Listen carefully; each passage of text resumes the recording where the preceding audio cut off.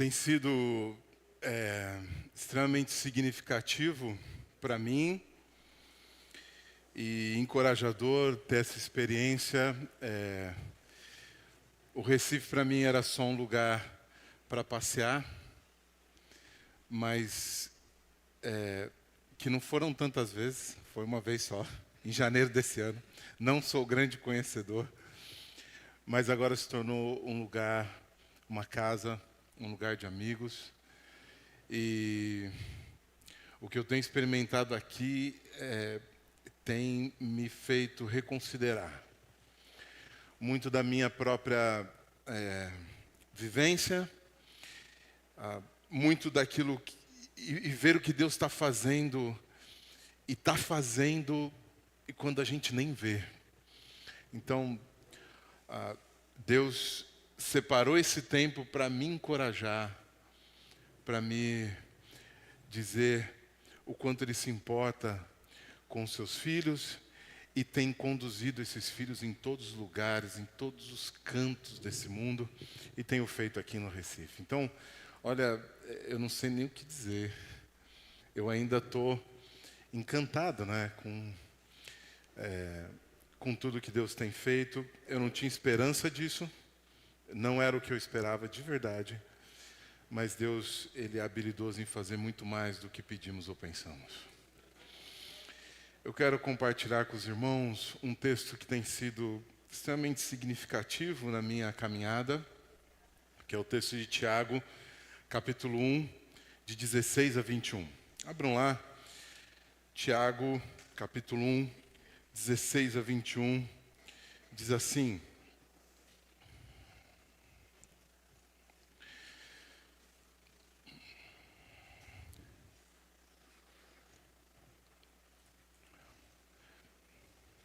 Tiago 1, 16 a 21 diz assim: toda boa dádiva e todo dom perfeito vem do alto, descendo do Pai das luzes, que não muda como sombras inconstantes. Por sua decisão, Ele nos gerou pela palavra da verdade, para que sejamos como os primeiros frutos de tudo que Ele criou. Meus amados irmãos, tenham isto em mente. Sejam todos prontos para ouvir, tardios para falar e tardios para irar-se, pois a ira do homem não produz a justiça de Deus. Portanto, livrem-se de toda impureza moral e da maldade que prevalece e aceitem humildemente a palavra implantada em vocês, a qual é poderosa para salvá-los. Senhor Jesus, eis a sua palavra. Que o Senhor explique-a para nós, por meio do seu Espírito. Que o Senhor aterrize a palavra em cada coração aqui, a começar de mim, Senhor. Que o seu nome seja glorificado, que aquilo que eu fale seja entendido, acolhido. Que não seja um empecilho para os meus irmãos aqui. Eu oro por isso em nome de Jesus. Amém. De acordo com o IBGE, o Brasil tem a terceira maior taxa de homicídio entre os 15 países que compõem o que é conhecido como o G20. Em 2022, a média nacional de mortes violentas por 100 habitantes foi de 21,7. Em relação à violência doméstica, 68% das brasileiras têm uma amiga ou um familiar ou conhecida que já sofreu algum tipo de violência doméstica. Em 2012, entre 2012 e 2022, ao menos 48.289 mulheres foram assassinadas, segundo o IBGE, no Brasil, com 3.806 vítimas apenas em 2022.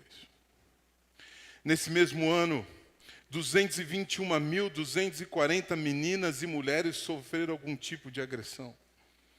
A maior das vezes no âmbito familiar, com 144.200 285 submetidas a algum tipo de violência mais extremada.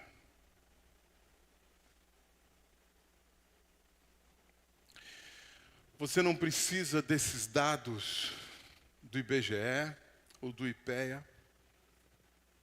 Basta você andar no trânsito e veremos ou seremos alvos de algum tipo de violência carregada por ira. São gestos, xingos, direção descontrolada e vingativa.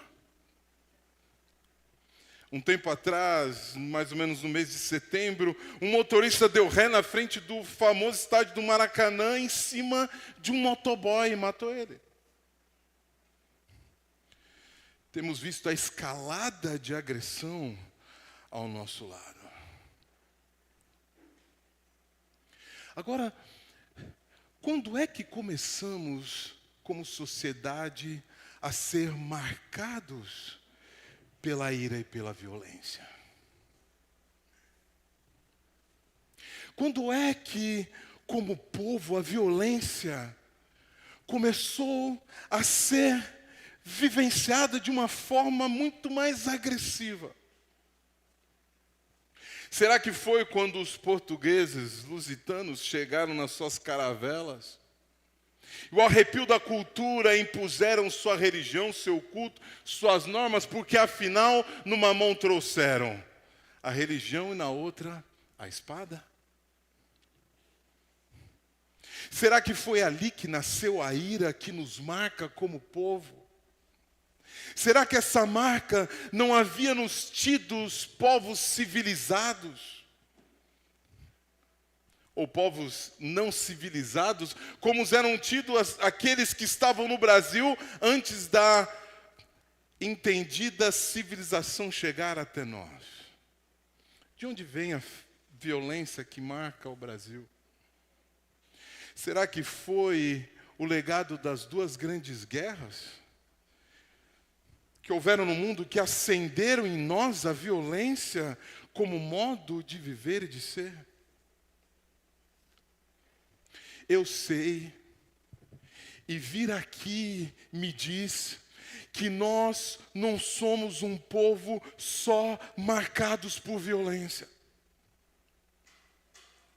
Nosso povo é generoso. É um contraponto conhecido no mundo inteiro.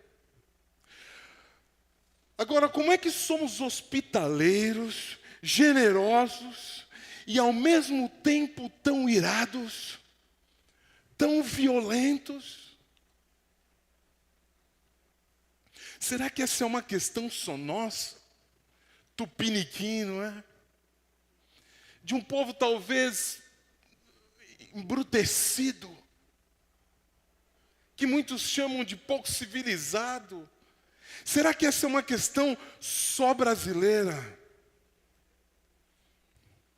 Me parece que essa violência, para além de a marca de um povo, essa violência ela tem rua. Essa violência, ela tem CEP, ela tem casa, ela tem quarto. Essa violência tem amigos, chefe. Ela tem sogro, sogra, irmãos. Ela é sobre mim, ela é sobre você. Essa violência, ela tem endereço. É o endereço da mulher, do homem, do empresário. É o endereço do menino da escola. Essa violência está nas casas, nas ruas, nos becos. Essa ira está na história do mundo, mas quando é que foi que começamos a não ouvir mais os conselhos de Deus sobre a ira e fomos dominados por elas e seus desvios?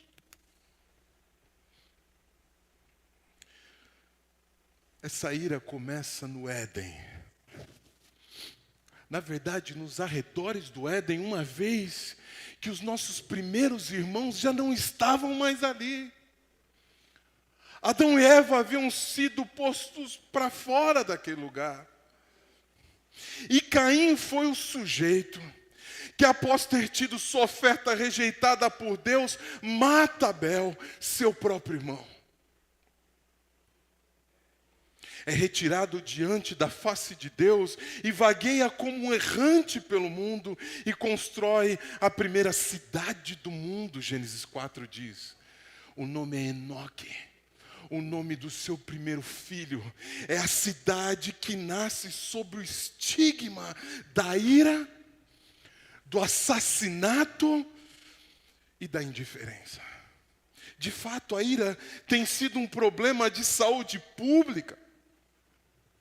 E também é um problema sério que acomete, arrebenta, saqueia e destrói muitos das nossas famílias hoje.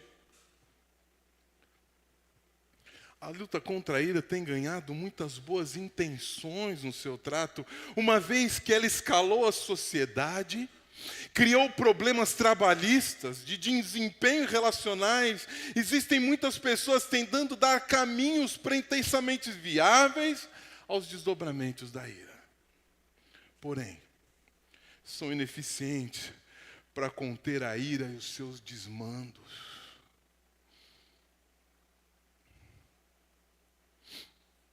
Pois a ira destrói a unidade. Todos nós fomos criados para se enxergar no outro, no próximo, na pessoa ao lado, na pessoa à frente. Somos criados para nos enxergar no outro. Ela não sou eu, ele não sou eu, porém, o problema dele é meu problema. O problema dela é meu problema. Não há dor que seja exclusiva e nem felicidade que não possa ser compartilhada. O progresso do outro precisa ser o meu, mas a ira é contra a unidade. Ela diz sobre eu e eu sozinho. A ira destrói a nossa fraternidade, a nossa irmandade. Nós somos diferentes. Você não sou eu, mas eu sou o seu irmão. A ira destrói a nossa fraternidade. Nós somos humanos, da mesma carne, do mesmo osso, porém a ira ignora o fato da nossa irmandade.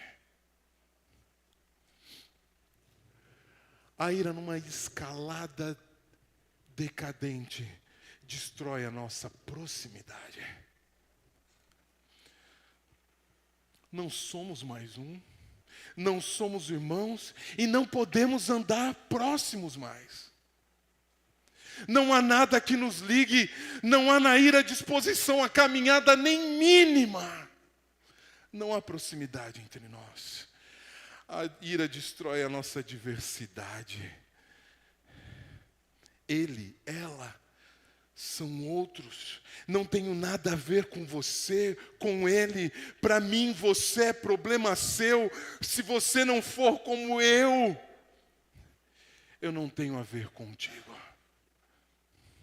Um homem irado não consegue se colocar no lugar do outro, sentir, ver suas angústias. A ira se proclama contra a diversidade. E a ira constrói a adversidade. É intolerável na ira. O intolerável na ira é a violência da competição. Ela é alguém que eu preciso vencer. Preciso submetê-lo, evidenciar a minha capacidade de sobressair. Nós entramos numa disputa da mesma coisa e só um pode sair vencedor do outro lado do túnel. Se você é casado, você sabe que uma discussão do casal é: alguém precisa ganhar, e eu, se eu preciso submetê-la ou submetê-lo violentamente, eu farei. Porque a ira não aceita uma outra voz que não seja minha. Eu falo a primeira, a do meio e a última palavra.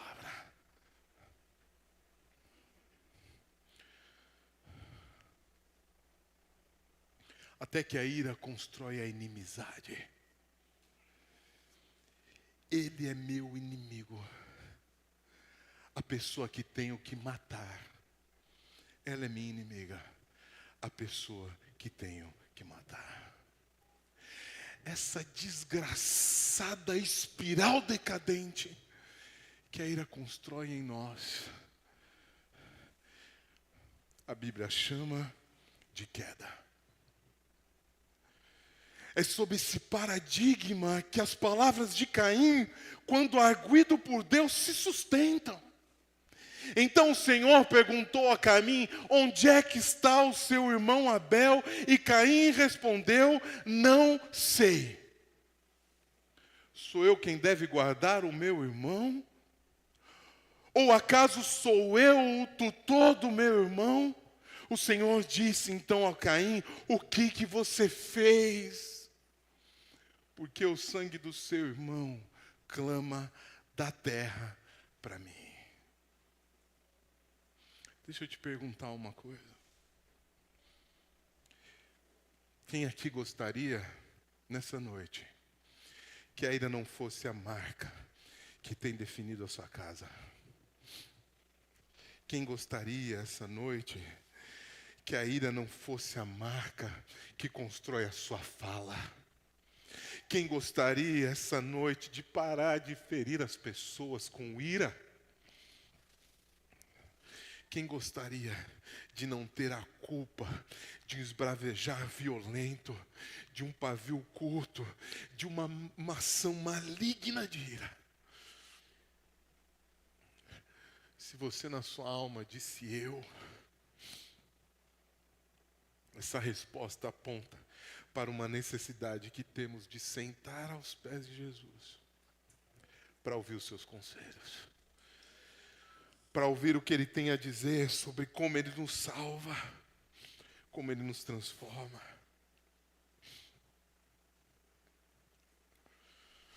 Note nesse texto que a ira de Tiago é resultado de um engano. Eu sempre fico pensando, como é que eu resolvo a minha ira?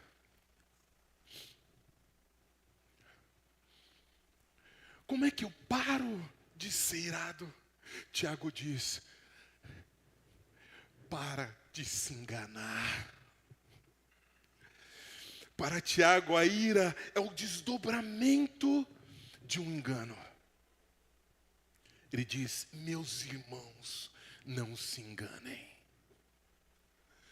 Meus irmãos, estabeleçam a existência sobre o chão da verdade.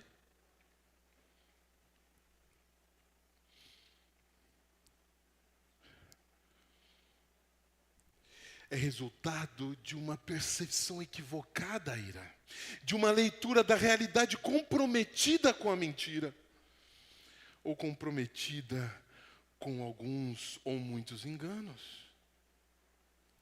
A ira para Tiago é resultado de um dolo, de um desejo interno, um engodo que nos toca, nos leva, nos agita e deseja coisas.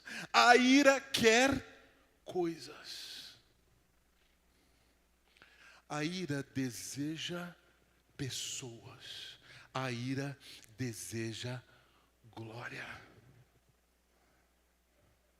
Não só deseja, mas está também disposta a violentamente pecar, se revelar, virar as costas para Deus e dar para si o que acha que Deus não nos dá. Se Deus não me dá, eu tomo violentamente.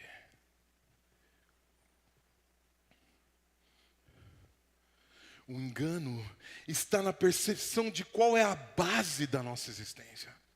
Qual o fundamento para a transformação da nossa ira. Qual é o alicerce no qual existimos. A ira é a rebelião contra essa base. A ira é contrária a um fundamento. Aliás, a ira é a construção violenta e cansada de um outro fundamento para dar conta da existência minha e da existência sua. Não se engane. Na luta contra a ira, o fundamento é a existência da bondade de Deus.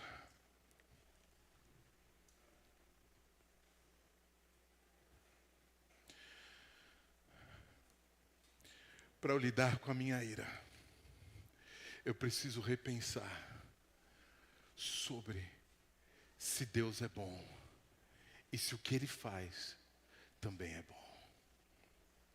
Tiago, e aqui, irmão de Jesus, está escrevendo essa carta para 12 tribos que estavam dispersas. Esses irmãos precisavam perseverar nas provações.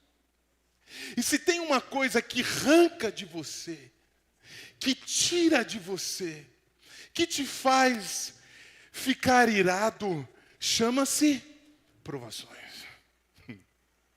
Provações arrancam de você os seus mais profundos e eloquentes desejos de tornar sua vida melhor, distante das provações. É só seu chefe te apertar. É só sua esposa fazer o que você não quer. É só isso acontecer que a sua ira vem para fora. A ira, no argumento de Tiago, é a revolta. É a rebelião em meio às provações. É cair na tentação de existir e vencer nas provações por si. De sofrer e não precisar mais de ninguém, de se bastar. Mais do que isso, dirigir a Deus a culpa pelas tentações, quando na verdade Tiago diz que nós somos tentados pelas nossas próprias cobiças. Deus é bom. Note, Tiago diz, logo após falar sobre como o pecado nos seduz, nos toma e nos mata, que é possível nos enganar sobre nossa visão, sobre se Deus é ou não é bom. Tiago nos chama a ser realista conosco mesmos, com Deus. Diante do fato patente de que a bondade dele é doadora de todo o benefício da vida, prestem atenção nisso. A bondade de Deus é doadora de todo o benefício da vida. E que Ele está, mesmo quando o pecado está. Ela é abundante mais do que os seus pecados, e que ela sustenta até o ponto de sermos, por essa mesma bondade, resgatados. Saber de onde vem o mal, nós já sabemos. Vem de nós. Tiago nos alerta a prestar atenção de onde vem o bem. O grande mistério do bem. A bondade que nos esperança o tempo todo. Não se enganem. Na luta contra a ira, a bondade de Deus é a base da nossa existência. Toda boa dádiva e todo dom perfeito, se é algo que ganhei ou algo que conquistei, isso vem do Senhor. Tiago diz, Ele é o Pai das luzes. Ele pode suscitar luz às trevas da sua existência irada. Ele pode transformar os astros, se você é daqueles que se define o seu humor pelos astros. Ele é superior, Ele manda nos astros. Se você é sagitariano, viu? É isso que eu estou dizendo aqui. Ou se você é italiano, sangue quente. Tem italiano aqui? Não tem italiano aqui. Como que é um recifense sangue quente? Ou se você é escorpião, doido para ferroar, fazer maldade, uma língua ferina.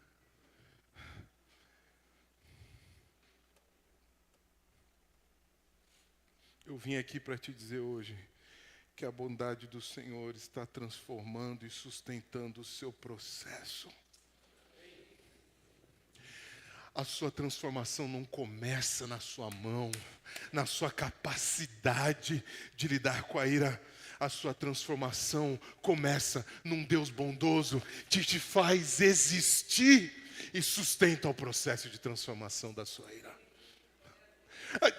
A gente quer que as pessoas sejam transformadas sem gratidão. Porque se a ira é a rebelião, a gratidão cura a ira. Quando a gente percebe que existimos só porque Deus é bom. E o grande problema é que no meio das tribulações, a bondade de Deus não fica clara para nós.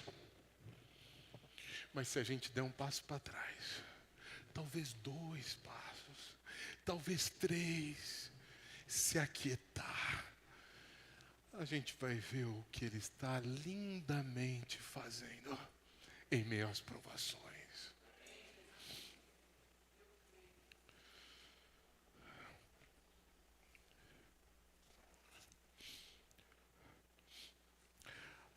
A gente, como ser humano, a gente se classifica, sabe?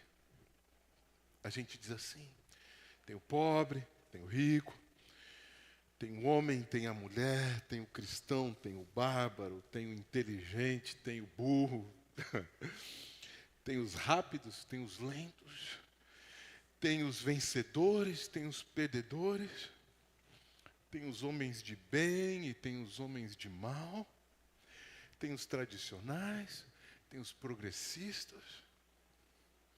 E assim que de alguma forma a gente precisa se classificar. Porque por meio dessas classificações a gente tenta no peito, na alma, sustentar uma mentira. Que a gente é melhor que o outro. Que a gente tem que fazer o outro ser quem a gente acha que ele tem que ser. Mesmo que Deus não ache. E a gente usa a ira e a violência para isso. Os cristãos evangélicos encerram toda a humanidade como perdidos, pecadores. Sabe o que isso significa? Que se eu traçar uma linha aqui, todo mundo está aqui e só Jesus está lá. É mentira, viu? É mentira você olhar para a sua família e dizer que talvez ela tenha dado certo, e se ela deu certo, é porque você é um pai muito bom, uma mãe muito eloquente. Isso é mentira, porque se ela deu certo, é porque Deus é bom. Se você não se perdeu, é porque Deus é bom. Porque a verdade é que todos nós estamos desse lado.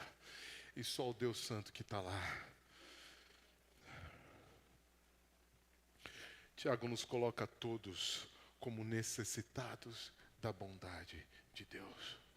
Os cristãos encerram todo o planeta, toda a existência, uma só escolha, uma condição.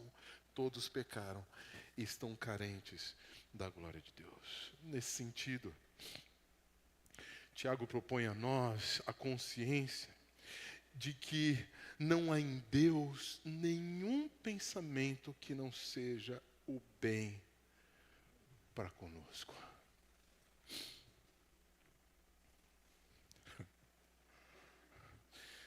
Não existe em Deus nenhum pensamento que não seja o bem para conosco. O contraste que pessoas enganadas encontram em Deus é a bondade e não o juízo. Deus é bom, mesmo quando nossa maldade o agride. quando todo mundo esperava após nosso pecado o juízo, Deus inventa na sua graça a bondade. Quando depois do nosso pecado, todo mundo esperava o juízo, Deus na sua graça inventa a bondade.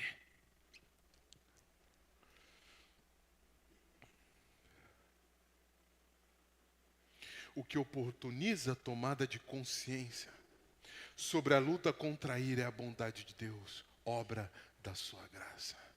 A bondade de Deus é resultado da justiça de um ser. A bondade é uma disposição favorável à criatura. Deus está de peito aberto para você. Ele não está contra você. Ele está a favor de você, sustentando a sua vida, dizendo: ei, me considera. Pensa a partir de mim. Enxerga o espelho, não você, mas o que eu estou fazendo em você.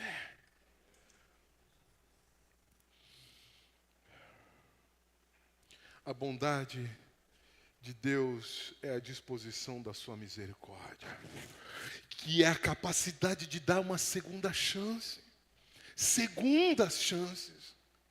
A bondade de Deus é pensar só o bem sobre a criatura e partir do seu amor transformador.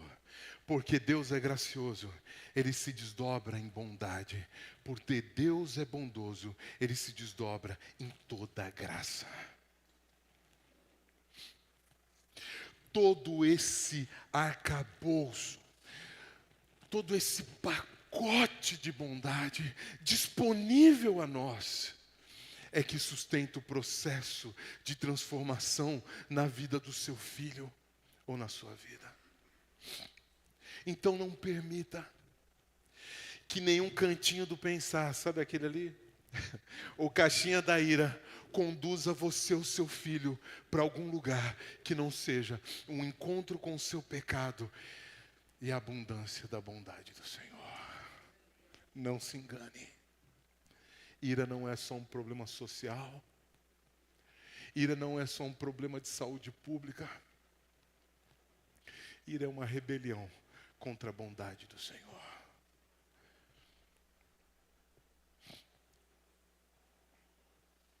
Deus é luz. Mais do que isso, Ele é o Pai das luzes que transforma. Ele pode iluminar os caminhos desastrosos e tortuosos na escuridão da sua vida. O rastro de ira, de trevas que a sua ira deixou ou tem deixado na sua casa, no seu casamento, na sua relação com seus filhos, na empresa que você está. Se a ira é a última resposta e a culpa é essa íngua que lateja, batendo na bigorna da sua alma todo dia, Deus pode trazer esperança e descanso à luz daquele que transforma todas as coisas. Deus trouxe luz no haja. Quando a terra era sem forma e vazia, Ele disse: haja luz. E se Deus pode fazer isso no mundo, Ele pode fazer na minha vida, Ele pode fazer na vida de vocês. Quando não há clareza em meio ao caos da sua existência, Deus nasce na aurora da vida para que as trevas sejam dissipadas.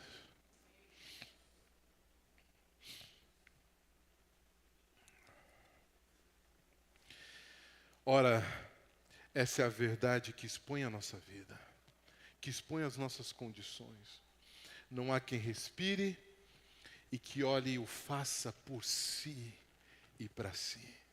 Verdadeiramente precisamos confessar nossos limites. Logo, tudo que deriva dessa dádiva de Deus é dele e é para ele. Até mesmo a santificação é resultado da graça bondosa. Nós somos salvos pela graça e santificados pelas obras? Não. Somos salvos pela graça e santificados pela graça. Não é quem faz mais, não é quem chegou primeiro, porque a gente sempre chega atrasado, viu? E isso contrapõe o Evangelho de um Jesus que recebe homens como eu e você e diz assim: olha, Senhor, eu trabalhei o dia inteiro e o outro ali trabalhou só meio-dia, por que a gente está ganhando o mesmo salário? Jesus diz: porque você não entendeu que não é sobre o que você faz, mas é sobre os recursos que eu dou à medida da necessidade de pessoas distintas. Deus é habilidoso em gerir os recursos para que a gente seja constrangido no nosso orgulho. Eu quero terminar aqui, de verdade, porque tem tanta coisa nisso que eu não quero colocar mais coisa. Eu quero que você pense sobre isso. Eu quero que você reflita que o sustento no processo de transformação da sua ira, da sua raiva, da sua violência, a violência que está no mundo, precisa ser transformado pelo toque profundo de um Deus bondoso que nos faz na cara todo dia dizer que Ele é bom. O coração está batendo aqui, ó. O pulmão está abrindo. E eu não paguei nada por isso. Quem pagou pelo ar para respirar aí, diz aí. Hã? Quanto foi? É de graça. Mas talvez você seja daqueles que dizem assim: eu só quero quando eu pago. De graça não é comigo. Eu só quero se eu pagar, porque eu não aceito nada de graça. Ora, Jesus será habilidoso na sua bondade em constrangê-lo a aceitar o fato patente, real, de que suas células estão se movimentando, viu? A energia está sendo produzida em ti. E você não fez nada para merecer isso. Deixa isso matar sua ira. Deixa isso soterrar seu orgulho para a glória do Senhor. E se isso acontecer, o nome dele será glorificado na sua vida, porque ele não troca glória com ninguém. Sabe por que ele faz isso? Para que no final você não diga: viu, Senhor, tem um pouquinho meu aí, não tem nada teu. Só tem dele, porque ele já disse que ele é único, exclusivo. Não é assim que ele ensinou o povo de Israel? Vocês terão um só Deus. Adorará um só Deus. Sabe o que significa? Antigamente, na carteira dos homens, até na carteira das mulheres, colocava a foto, né? Quem lembra disso? 3x4 da esposa, não é? Dos filhos também, quando tinha filho. Não é verdade? Lembra disso, gente? Lembra, né? Ok. Deus ser exclusivo significa que na tua carteira só pode ter a foto da sua mulher. De nenhuma outra. O que Deus quer na nossa devoção é exclusividade. Então, se é você que está na foto da sua carteira, ou se é outra, ele será habilidoso em destruir você, para que só reste ele e a sua dele glória. Amém? Pai de amor, que a sua bondade que nos visitou sustente meus irmãos, Pai. Que cada um de nós possa sair dessa noite extremamente encorajado, esperançoso na luta contra o pecado da ira, dizendo que Deus é luz, que Ele pode trazer luz nas trevas que a ira tem feito na nossa casa. Que Ele é bom, que tem sustentado a nossa história na transformação de homens irados, mulheres iradas, a pessoas mansas e humildes de coração. Pai, que essa palavra não saia fácil do nosso coração. Que o Senhor a sustente. Em nome de Jesus que eu oro. Amém.